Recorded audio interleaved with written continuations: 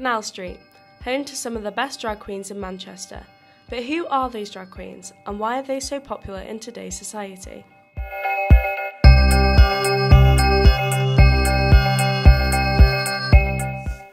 Any Tom, Dick or Harry sticking a dress on from New Look. You dress up, you entertain, you go home, you take it off and that's it done. And obviously me being a money grabbing whore, I said yeah. Let me just see if you guys are still awake tonight. So after 3, make some noise. 3, 2, 1. I got into it by fluke. Right, so way back in the day, one of the venues was called Hollywood Show Bar, and then my manager asked me if I would do drag for World AIDS Day, and I was like, don't be ridiculous, I'm going to look like a right idiot in a dress. But then, because I was a student, he offered me a bit of extra money just to get into drag. Originally I was quite frightened of drag queens, like quite intimidated by them, but it's kind of like I got used to it. Being in Leeds, that's originally where I live now, and that's where I live now. But like I was around drag queens more, and I just kind of got into it really. Yeah. It wasn't until I moved abroad that I accidentally got into it whilst I was working with one. And I also became a drag queen's dresser as well, which was sort of getting them dressed in between shows, doing the zips up and handing them the equipment and the wigs and everything they need. When I started doing drag, way back in the days, there's a trend now called fishy queens, which basically means, not that they're lesbian or anything like that, it just means like you look very feminine, or you could pass as a girl, or so that sort of thing. But when I first started doing drag, I have always looked more like a woman. People wouldn't give me a job because their theory was, well, if you look so much like a girl, I might as well hire a girl and pay them less money, because obviously being a man in a dress, we charge a lot more money. And I think that's the massive change that we've had nowadays. I have to cancel booking because I just can't do the hours. Because of the way I look. One thing about my drag aesthetic is I never really like to do the same thing twice, and I always try to keep it quite different, and I never like to repeat a look, and I always try and be quite creative. So I know I get a lot of feedback from people about how my looks and things like that as well that I do. No, I'm really stubborn with my drag, to be honest with you. And what you would call traditional or old school, despite like being not too ancient, I'm relatively still quite young. It's an influence from what I like to watch and see when I go to see drag. So it's all bits of that put together. You know, I like stupid stuff. It's my sense of humour, the slapstick, the daft stuff that are just ridiculous. I mean, it's a far cry from some of the queens that are literally walking works of art. My favourite bit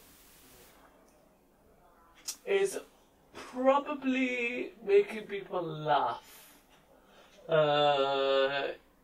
Every now and again you offend people, but that goes with the business, as long as majority of people are enjoying themselves. You okay, boys? Are you too shaggy? I was. Are you? When people are on a night out and they see me and they come to one of my nights, it's more than just the music, it's more than just people dancing.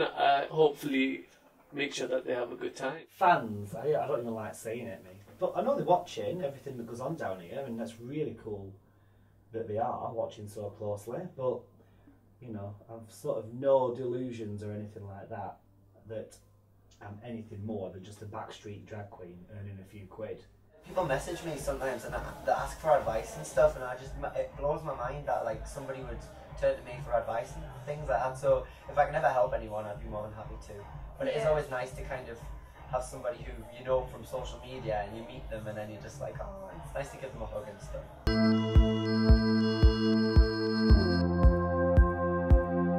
You don't quite know what to expect with a drag show, like a lot of the time it's comedy, sometimes it's drama, like a lot of people are quite sassy as well, so I think you don't really know what to expect, whereas with when it's like a biological male or a biological female, it could be the best host ever and stuff, it could be all glam, but I think a drag queen's just got that extra little sparkle, I think.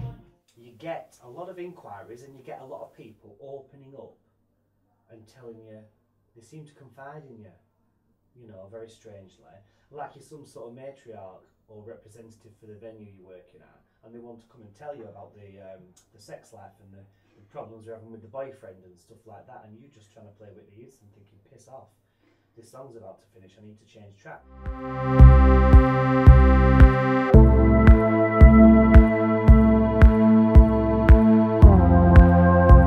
Quite exciting, I think, like, when it's kind of like anything, you know, like when you say if you're going on a night out and you've got everything ready, you look good, you feel good, and it's just like, yeah, then when you go out, it's kind of like you're buzzing to go out, but then I think if you go out and you're like, oh, my lips aren't right, my hair's not right, it's still a little bit intimidating, but I think if you've got that control over how confident you can feel, so I like to make sure that everything's planned and sorted, so normally I don't really get too nervous, to be honest.